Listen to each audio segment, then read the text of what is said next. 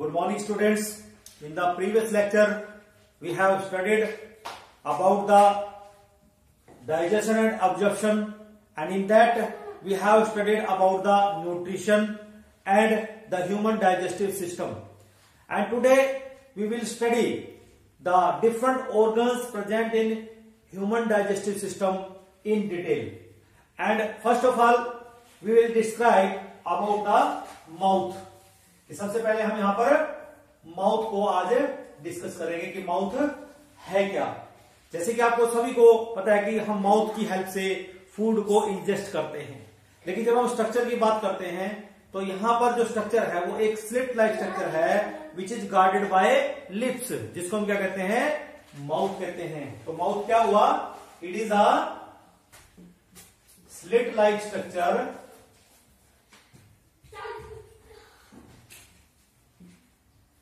which is guarded by lips. This is called mouth, and mouth opens into the next organ is buccal cavity. इसमें खुलती है जाके buccal cavity में open होती है। इसका मतलब जो नेक्स्ट ऑर्गन हम स्टडी करेंगे वो है आज buccal cavity.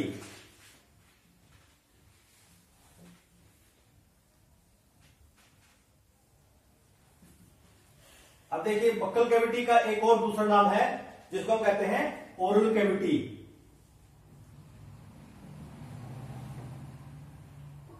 This is oral cavity, and oral cavity का जो स्ट्रक्चर है वो आपके सामने है। ओरल कैविटी कैसे दिखाई देगी आपको, जब आपको बोला जाए कि open your mouth, that means ये एक ऐसा स्पेस है जो आपको दिखाई देगा।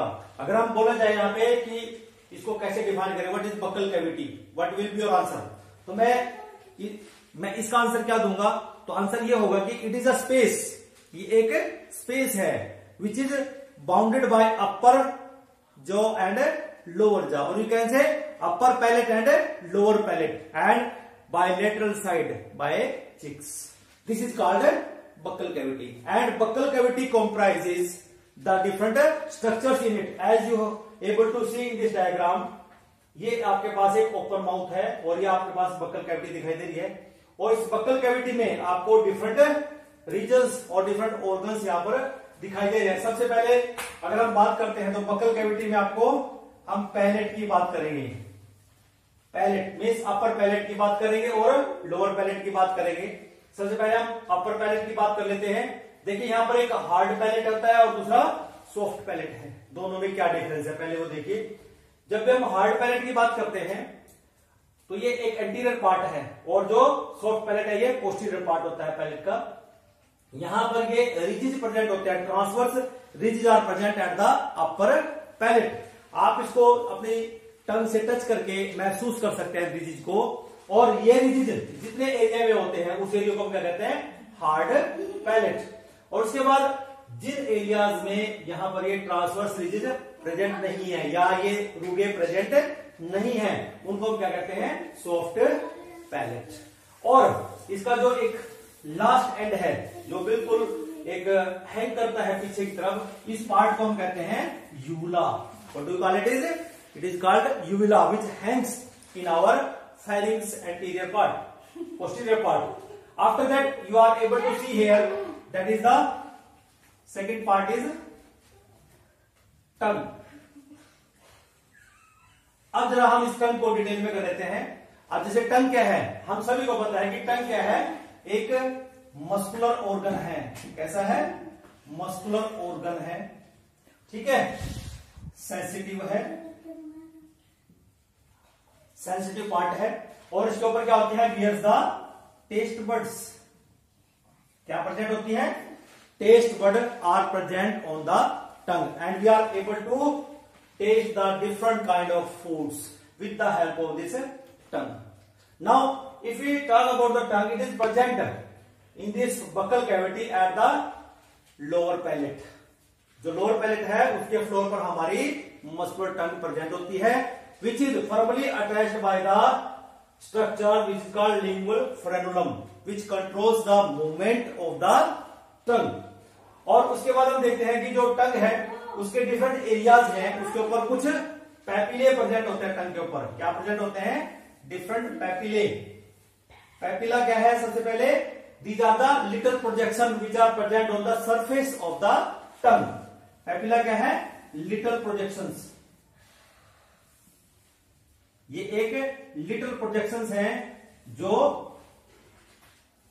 टंग के अपर सरफेस पे प्रेजेंट होती है, उसको हम क्या कहते हैं? पैपिला। ठीक है। अब जो टंग है ह्यूमंस की, जो पैपिले हैं वो 4 तरह के वहां पर पाए जाते हैं। कितने तरह के हैं? 4 काइंड्स ऑफ पैपिले।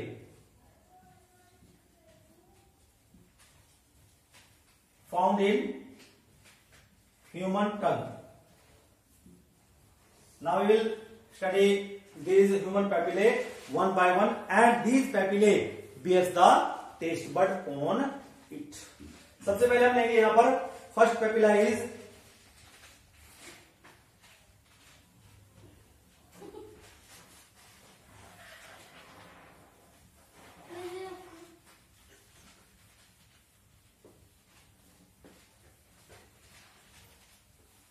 देखिए यहां पर जो फर्स्ट पैपिला है हमारे पास, उससे पहले पैपिला से पहले हम देखेंगे कि यहां पर एक इन्वर्टेड वी शेप स्ट्रक्चर आपको दिखाई दे रहा है, जो क्या कर रहा है कि इस पूरी टंग को 2 हिस्सों में डिवाइड करता है।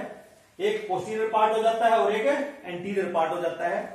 जो टंग का पोस्टीरियर पार्ट है उसको हम क्या कहेंगे? फेरिंजियल पार्ट ऑफ द टंग। और जो इसका अगला पार्ट है इसको हम बोलेंगे oral part of the tongue. And you will able to see in the pharyngeal part there are lingual tonsils are present। क्या है? lingual tonsil। अब टॉन्सिल है क्या? टॉन्सिल का मतलब दी जाता you can say lymphoid tissues which prevent from the infection। ये हमें इन्फेक्शन से बचाते हैं।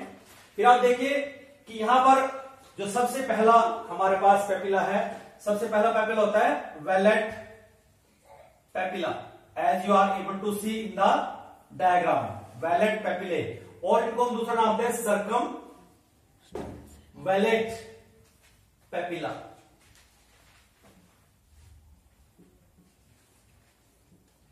इनका ये नाम है circum wallet papilla. And you can से जब हम इनकी बात करते हैं दीज आर द लार्जेस्ट, ये सबसे लार्जेस्ट होते हैं। Largest of all the largest of all type of largest all type of papillae. सभी जितने भी पैपिले प्रोजेक्ट है उनमें सबसे ये लार्जेस्ट होते हैं। दूसरा, they are rounded in structure, rounded structure होते हैं।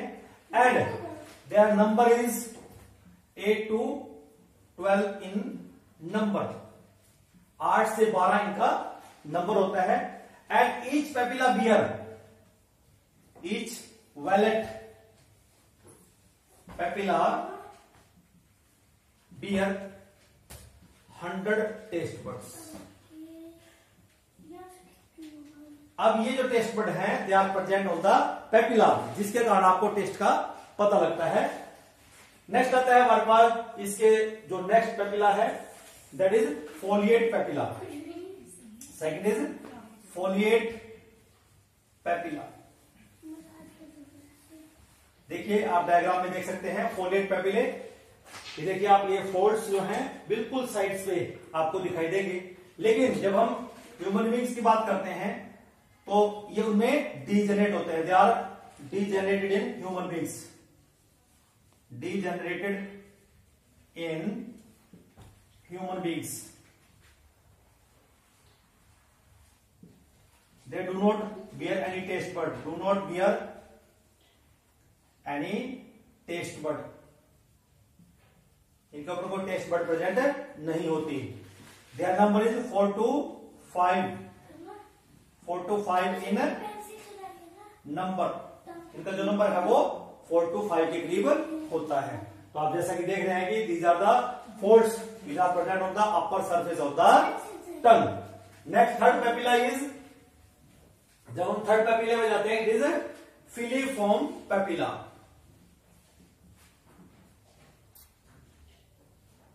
Filiform papillae. देखिए जरा यहाँ पर फिलीफॉर्म पैपिले आप देख पा रहे हैं, these are present at the centre of the tongue. जो सेंटर है वहां पर ये प्रेजेंट होता है। इनका जो नंबर है वो न्यूमरस है, लेकिन ये स्मॉलेस्ट होते हैं। कैसे होते हैं? स्मॉलेस्ट होते हैं, बहुत छोटे छोटे होते हैं। इनका नंबर बहुत सारा होता है, numerous in number. And they are conical in shape, conical in shape, shape में ये कोनिकल होते हैं। जो इनका नंबर है, number is numerous and present at the centre surface of the tongue. बिल्कुल सेंटर ऑफ द टंग ये प्रेजेंट होते हैं। और यहां पर हम देखते हैं कि इनके ऊपर जो फिलीफेम जो पैपिले होते हैं, इनके ऊपर कोई भी टेस्ट बड प्रेजेंट नहीं होती। Taste bud is not present. फिर जब टेस्ट बड नहीं है तो क्या प्रेजेंट है? फिर यहां पर इन पैपिलों के ऊपर यहां पर टैक्टाइल, जो इसको नाम देते हैं टैक्टाइल में टच रिसेप्टर्स आर प्रेजेंट। क्या प्रेजेंट होते हैं यहां पर? टैक्टाइल और टच रिसेप्टर्स आर प्रेजेंट। क्या प्रेजेंट होते हैं? टच रिसेप्टर्स यहां पर प्रेजेंट होते हैं। This is about the filiform papillae. Okay, now next is fourth one, that is fungiform papillae. Fungiform papillae. अब देखिए जब जो फंगिफॉर्म पैपिले है, as you are able to see in the diagram, these are present at the edge, or you can say at the tip of the tongue, and they are, you can say, larger than the filiform papillae, and their number is also less than the filiform papillae, but they are smaller than the, you can say, valid papillae. हम यहां पे कह सकते हैं they are smaller, they are larger than filiform papillae, but larger than, but smaller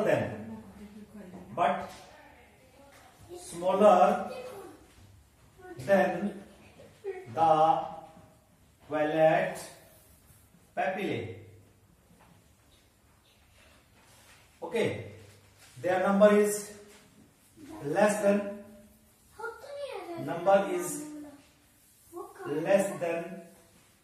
filiform papillae, and each papilla, that is fungiform papilla, each fungiform papilla bear 5 to 8 taste buds.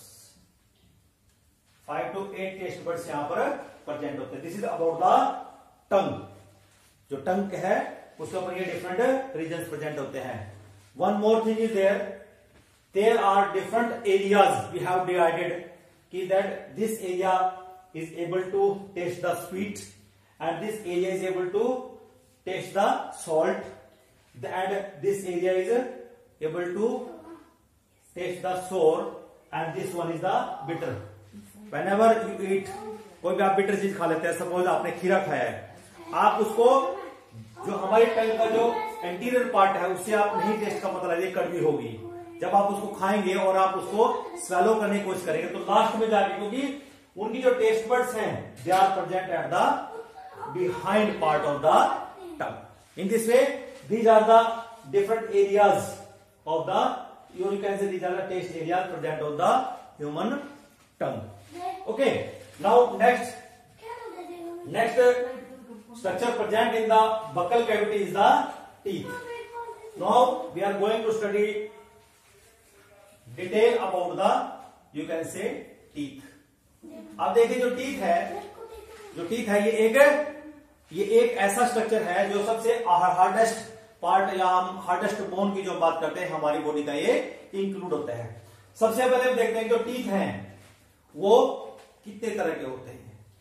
Mostly हम कहते हैं कि जो teeth हैं अगर उसको divide किया जाए तो टीथ हमारे पास दो तरीके से हो सकते हैं, या तो टीथ एक जैसे होंगे या डिफरेंट काइंड से होंगे। अगर टीथ सिमिलर काइंड के होंगे उसको हम बोलते हैं होमोडोंट।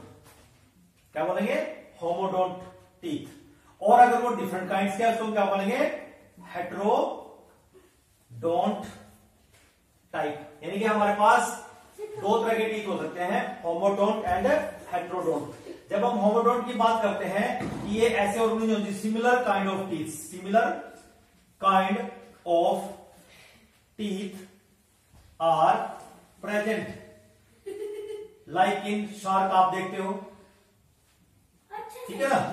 इसी तरह जो हेट्रोडोंट है means different kind of teeth, different kind of teeth are present like in human beings. ठीक है भाई। अब देखिए जो टीथ है हमें डिवाइड करते हैं कि होमोडोंट हो सकते हैं या हेट्रोडोंट हो सकते हैं। देखिए जब हम हेट्रोडोंट की बात करते हैं इसके अलावा भी एक कैटेगराइजेशन है कि टीथ कब एरप्ट होते हैं, कितनी बार टीथ आते हैं, उसके बिहाफ पर भी हम इसको कैटेगराइजेशन कर सकते हैं। उसमें हम सबसे पहला टाइप देते हैं, जैसे होता है मोनोफियोडोंट। मोनोफियोडोंट, जरा इस तरह को देखिए कि कुछ ऐसे भी ऑर्गेनिज्म हैं जिनकी लाइफ टाइम में एक ही बार टीथ आते हैं। दैट मीन्स ऐसे ऑर्गेनिज्म को बोलते हैं मोनोफियोडोंट टाइप ऑफ डेंटिशन, कि ऑर्गेनिज्म जिनके अंदर सिर्फ एक ही बार, the organism which bear teeth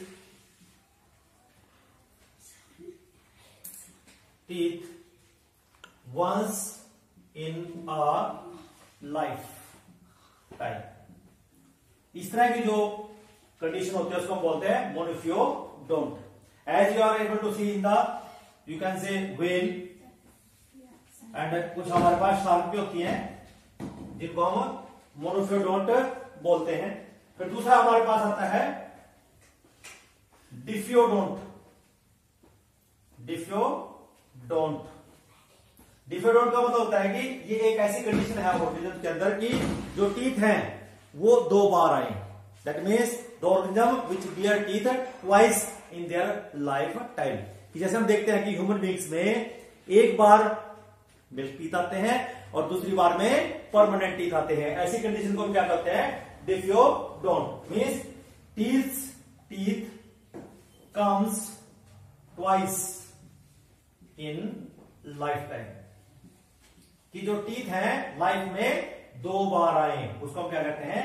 डिफियोडोंट। और यू कैन से सिंपली, एक को तो हम बोलेंगे मिल्क टीथ और दूसरे का हम बोलेंगे परमानेंट टीथ। देखिए यहां पे जब हम परमानेंट और डिफियोडोंट टीथ की बात करते हैं, दूसरा काइंड एक और हम लेते हैं इसको एक्सप्लेन करने से पहले। तीसरा टाइप होता है इसमें पॉलीफियोडोंट। देखिए ये एक ऐसी कैटेगरी है जिसमें हम ये देखते हैं कि अगर ऑर्गेनिज्म के पास एक बार टीथ आए हैं तो उसका कोई टीथ अगर टूट जाता है, कोई भी टूथ सेपरेट हो जाता है, वहां पर एक नया टीथ आ जाता है। अगर वो दोबारा फिर टूट जाए फिर दोबारा फिर आ जाता है, अगर वो फिर टूट जाए दोबारा फिर आ जाता है। इस तरह की जो डेंटिशन है means the teeth are replaced again and again. This condition is called polyphyodont. ये भी कुछ फिशेज है हमारे पास या कुछ ऐसे शार्क्स होती हैं जिनके अंदर इस तरह के काइंड्स के टीथ हमारे पोलिफियोडोंट टाइप ऑफ डेंटिशन में मिलते हैं। लेकिन हम आज यहाँ पर जो डिटेल पढ़ने जाएंगे वो हम पढ़ेंगे diphyodont type of dentition, because it is present in human beings. क्योंकि हम ह्यूमन बींग्स में देखते हैं कि टीथ लाइफ टाइम में हमारे दो बार आते हैं, तो इसी का डिटेल हम आज यहां पर करेंगे। तो सबसे पहले हम देखते हैं कि यहां पर कुछ टर्म्स और कर लेते हैं कि हम एक टर्म पढ़ते हैं थीकोडोंट। क्या पढ़ते हैं? थीकोडोंट। ये हमें पता होना चाहिए कि थीकोडोंट है क्या। देखिए the organism in which teeth are present in the socket of the jaw. कि सॉकेट क्या है? जैसे हम देखते हैं कि अगर हम ह्यूमन बींग्स का जो देखें तो इस तरह से बनाएंगे हम जो को, और इस जो को हम ऐसे हाफ में डिवाइड कर लेते हैं, ठीक है ना। तो यहां पर टीथ ऐसे प्रेजेंट होंगे, दीज आर द, इस तरह से। तो आप ये देख रहे हो यहां पे कि दीज आर द सॉकेट्स, ये सॉकेट्स हैं। इन सॉकेट्स के अंदर ये क्या है, ये पूरा जॉ है, ये बोन हम इसको कह सकते हैं जॉ बोन है, और इस जॉ बोन के अंदर ये सॉकेट्स बनी हुई हैं, और इन सॉकेट्स के अंदर क्या हमारे टीथ एम्बेडेड होते हैं। इस तरह की जो डेंटिशन होती है उसको हम क्या कहते हैं, ट्रिगोडोंट टाइप ऑफ डेंटिशन, ठीक है। देखिए अब हम बात करते हैं कि जो टीथ हैं ह्यूमन बींग्स में, हम कहते हैं कि दो तरह के होते हैं। पहला जो टाइप होता है डिफोडोंट में आता है मिल्क टीथ। कौन सा आता है, मिल्क टीथ। और मिल्क टीथ को हम दूसरा नाम बोलते हैं प्राइमरी टीथ। देखिए जब बच्चे के दांत आने स्टार्ट होते हैं तो वो जो नए टीथ आए हैं दैट मीन्स उन्हीं को हम क्या कहते हैं, मिल्क टीथ कहते हैं। फिर बात आती है कि वो आते कब हैं। देखिए जो मिल्क टीथ हैं वो बच्चे के अंदर 6 मंथ से लेकर वो 6 मंथ्स टू 2.5 years में कंप्लीट आ जाते हैं। कितने मंथ में, 6 मंथ से लेके 2.5 years में ये मिल्क टीथ कंप्लीट हो जाते हैं। और उनका जो नंबर है, नंबर ऑफ टीथ इज 20। अगर हम कहें यहां पर कि जो मिल्क टीथ हैं उनका डेंटल फार्मूला क्या होगा, देखिए dental formula for milk teeth is, dental formula का मतलब कि arrangement of teeth. Dental formula क्या हो जाएगा, 2102 डिवाइडेड बाय 2102। देखिए जरा इसको लिखने का तरीका है, यहां पे ये जो मैंने लिखा ये अपर हाफ जा है, क्या है ये, अपर हाफ जो है, और ये नीचे क्या लिखा है, ये लोअर हाफ जा है, लोअर हाफ जा। आप ध्यान से देखिए, अभी मैंने आपके सामने जो का डायग्राम आपको बनाया था कैसे, कि ये हमारे पास एक जो है, ये हाफ हो गया। इसका मतलब क्या होगा कि बच्चे के अंदर क्या होगा कि पहले 2 टीथ आ जाएंगे, मीन्स ये वाले टीथ प्रेजेंट होंगे दोनों, ठीक है। फिर एक कैनाइन प्रेजेंट होगा, और फिर यहां पर ये खाली होगा, यहां पर कोई टीथ प्रेजेंट नहीं होगा, और लास्ट में ये 2 टीथ होंगे सिर्फ। इसका मतलब क्या होगा कि बच्चे के पास पहले ये 2 टीथ होंगे, जिसको हम क्या बोलेंगे, इंसीजर। क्या बोलेंगे, इंसीजर। ओके, जो ये दांत होगा इसको हम बोलेंगे कैनाइन, और ये जो 2 टीथ होंगे ये एब्सेंट होंगे, ठीक है ना। और जो लास्ट के 2 होंगे उनको मोलर। इसका मतलब क्या कि कौन से एब्सेंट हैं, एब्सेंट है यहां पर प्री मोलर, कौन से नहीं है, प्री मोलर आर एब्सेंट। तो इसलिए यहां पर जो डेंटल फार्मूला हुआ 2102 डिवाइडेड बाय 2102। इसका मतलब क्या होगा कि यहां पर हम देख सकते हैं कि अपर हाफ जा 5, फिर 5 डिवाइड इज इक्वल टू 10, इसी तरह लोअर के 5 प्लस 5 इक्वल टू 10, और टोटल को अगर जोड़ दो कितने बन गए हमारे पास 20 टीथ। तो इन दिस वे जो मिल्क टीथ हैं उनका नंबर क्या है, 20 है। In this way we will be able to learn about the milk teeth. जब हम दूसरे टीथ की बात करते हैं, वो टीथ है हमारे पास परमानेंट टीथ और the secondary teeth. Permanent teeth, और इसका दूसरा नाम है सेकेंडरी टीथ। इसका मतलब क्या होगा कि अब ये जो मिल्क टीथ आए हैं, after some time they will set off and new teeth will comes, और which are called permanent or secondary teeth. इसके बाद अगर कोई दांत टूटता है वो फिर दोबारा से रिप्लेस नहीं होगा। इसका मतलब क्या होगा कि जब एक बार हमारे दांत परमानेंट हो जाते हैं, उसके बाद अगर कोई भी दांत टूट जाए, इट विल नेवर कम्स, वो कभी भी नहीं आएगा। तो इसलिए हमारे पास जो परमानेंट टीथ हैं वो रिप्लेस कर देते हैं मिल्क टीथ को, और इनका जो टाइम होता है वो 6 ईयर से लेके 6 years टू 12.5 years तक ये परमानेंट टीथ आ जाते हैं। और उसके बाद अगर हम देखें इनका नंबर कितना होता है, नंबर हमारे पास होता है टोटल 32। ठीक है, लेकिन जब हम बच्चों की बात करते हैं, जब तक हम अडल्ट नहीं होते, जब तक हमारे विजडम टीथ नहीं आते, तब तक इनका नंबर नॉर्मली कितना होता है, 28 होता है नॉर्मली। जैसे हम कहते हैं कि जब बच्चा 9th क्लास या 10th क्लास या +1 +2 में पढ़ता है, 9th 10th +1 +2 तक पढ़ता है, तो नॉर्मली 28 टीथ होते हैं। लेकिन उसके बाद जब उनके पास जो लास्ट के जो प्रीमोलर्स हैं, लोअर जाके 2 और अपर जाके 2 प्रीमोलर्स आ जाते हैं, उनका नंबर 32 हो जाता है। लेकिन हम इनको सबको परमानेंट टीथ में हम काउंट करते हैं, 32 टीथ काउंट करते हैं। तो जब हम यहां पर परमानेंट टीथ का डेंटल फार्मूला लिखेंगे, वो कुछ इस तरह से लिखेंगे, dental formula of permanent teeth is 2 1 2 3 divided by 2 1 2 3। इसका मतलब है कि जो अपर हाफ जा है उसमें 8 दांत होते हैं और लोअर हाफ जा में भी 8 दांत होते हैं। जब पूरे जा के काउंट करेंगे तो कितने हो जाएंगे, 16। तो इसलिए ये किसका हो गया, ये अपर हाफ जा का लिख रहा हूं, अपर हाफ जो। और ये किसका हो जाएगा, लोअर हाफ जो। तो इसका मतलब क्या हुआ कि हमारे जो टोटल दांत है कितने हो जाएंगे, 8 + 8 अपर हाफ जाके हो जाएंगे और फिर कंप्लीट जाके तो टोटल 16 हो गए। इधर लोअर जाके 8 + 8 टोटल कितने हो गए, 16। जब दोनों को आप जोड़ोगे तो कितने बन गए, 32। इन दिस वे हमारे पास जो टीथ है, जो परमानेंट टीथ है, उनका नंबर कितना होता है, 32। Now this is about the, you can say, permanent teeth and the milk teeth. Now we are going to study the structure of the tooth. क्या स्टडी करेंगे अब, structure of the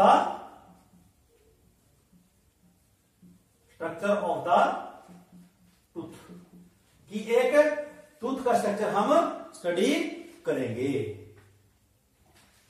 which consist of following parts. जैसे कि आप diagram में देख पा रहे हैं कि जो हमारा टूथ होता है उसके डिफरेंट पार्ट्स होते हैं। पहला पार्ट इसमें काउंट होता है क्राउन। कौन सा पार्ट है, crown. As you able to see here, these are the gums and the part of the tooth which is comes out of the gums, जो आपको व्हाइट कलर का दिखाई देता है, इसको हम क्या कहते हैं, क्राउन। ठीक है ना। और मैं कहता हूं कि ये जो क्राउन है, it is the hardest part और you can say hardest bone of our body. सबसे हार्डेस्ट पार्ट हमारी बॉडी का यही है। और दूसरा पार्ट इसमें आता है हमारा neck. You can say it is the region which is embedded in the gums, जो गम्स के अंदर एम्बेडेड हो। You can say neck is the region of the tooth that is surrounded bye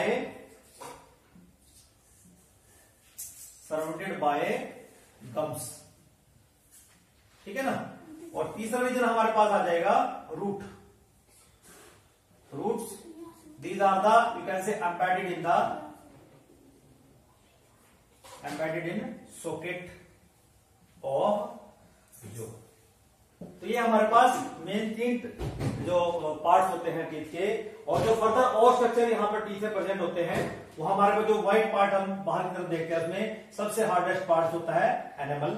उसके बाद जो उसके अंदर का पार्ट आता है वो है डेंटिन। और उसके बाद अंदर का जो पार्ट होता है उसके अंदर में आता है ये odontoblast cells which secrete dentin. क्या सीक्रेट करते हैं वो, डेंटिन। ये odontoblast cells secrete dentin. And उसके अंदर यहां पर पल्प कैविटी होती है एंड यहां नीचे होते हैं root canal. In this way, in this structure we are able to learn about the different parts of the human tooth. Okay, now after this we will study about the next organ of the human alimentary canal, that is pharynx। pharynx के बारे में अब हम study करेंगे। Next topic हमारा pharynx। देखिए जरा, जो pharynx है कि जो हमारे पास, जब हमने बक्कल कैविटी स्टडी किया, buccal cavity opens into the pharynx। से तो pharynx क्या हुआ कि pharynx एक ऐसा कोनिकल स्ट्रक्चर है, और यू कैन से एक कोनिकल स्ट्रक्चर है in which you can say food pipe and wind pipe both are opens.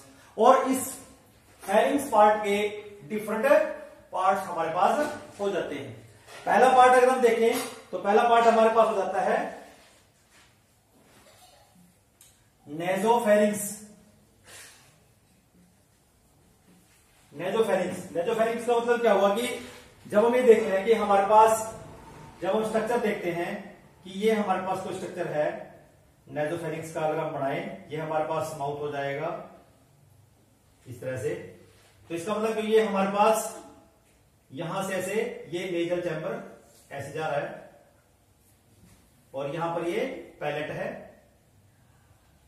This is upper palette, ठीक है। और यहां पर ये टंग होगी, this is tongue.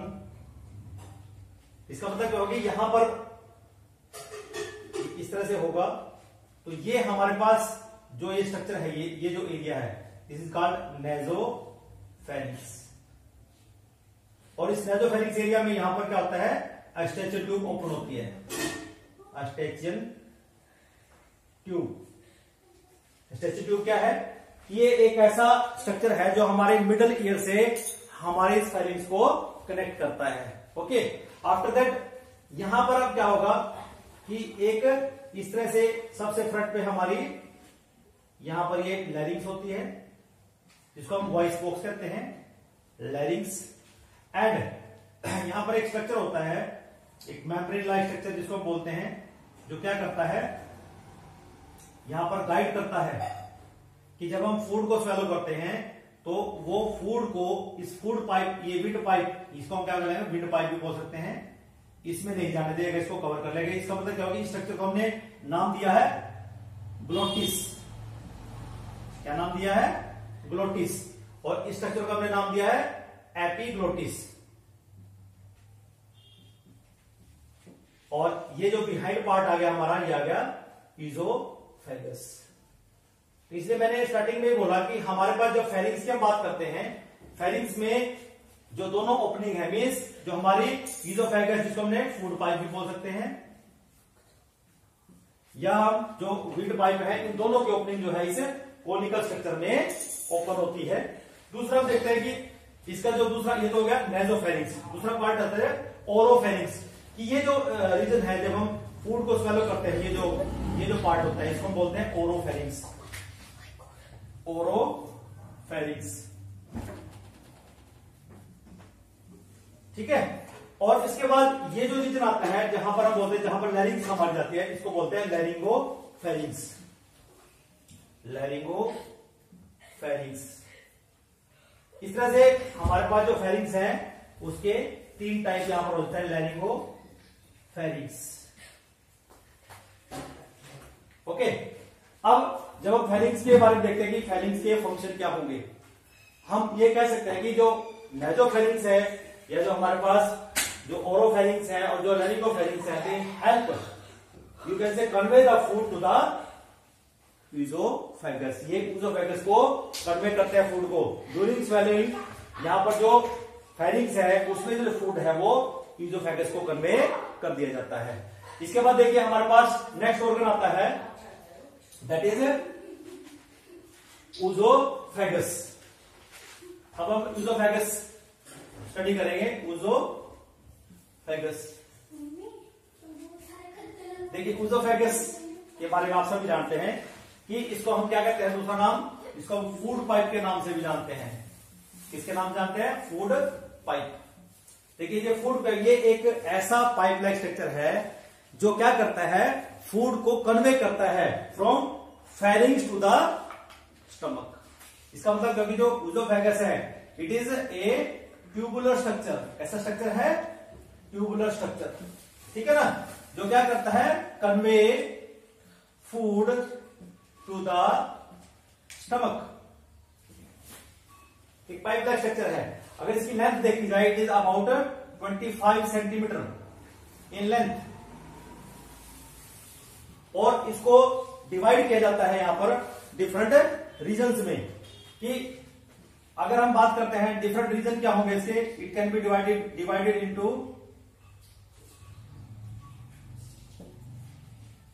Into number 1 cervical part, means in neck. दूसरा thoracic part,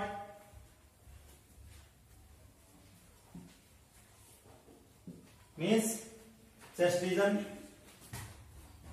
and third is abdomen part means in the abdomen area.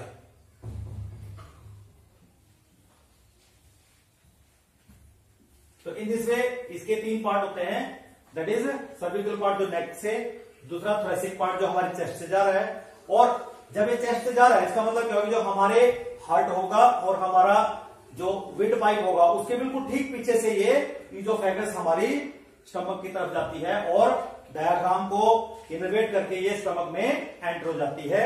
और अगर हम देखे जाए कि इसमें जो फूड कन्वे होता है, it is always goes towards the stomach, कि वो स्टमक की तरफ जा रहा है फूड हमेशा, ना कि ऊपर जा रहा है। इसका मतलब क्या हुआ कि यहां पर जो फूड पाइप है इसकी जो वॉल्स होती हैं इनमें इनवर्ड कॉन्ट्रैक्शंस होती हैं। कैसी?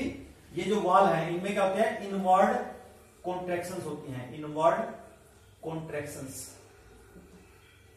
मीन्स कि ये कॉन्ट्रैक्ट होती हैं, फिर ओपन होती है, कॉन्ट्रैक्ट होती हैं और फिर ओपन हो जाती हैं। और कॉन्ट्रैक्शन और ओपन, इसी प्रोसेस को यहां पर नाम देते हैं हम पेरिस्टालसिस। क्या बोलते हैं? पेरिस्टालसिस मीन्स यहां पर जो फूड जाता है ये कैसे जाता है कि यहां से ऐसे कॉन्ट्रैक्ट हो जाएगी, ये कॉन्ट्रैक्ट होगी तो फूड यहां पर आ गया, दिस इज फूड। फिर ये कॉन्ट्रैक्ट हो जाएगी ऐसे, ठीक है ना, फूड फिर आगे यहां पर आ जाएगी। इस तरह से जो फूड है bye contraction and relaxation food always goes downward। और हम ये कहेंगे जो पेरिस्टालसिस क्या है, it is the contraction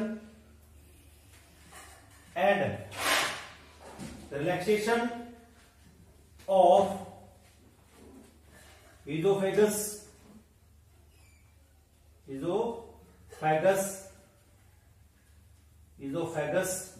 wall, which is called peristalsis, and the movement is called peristalsis।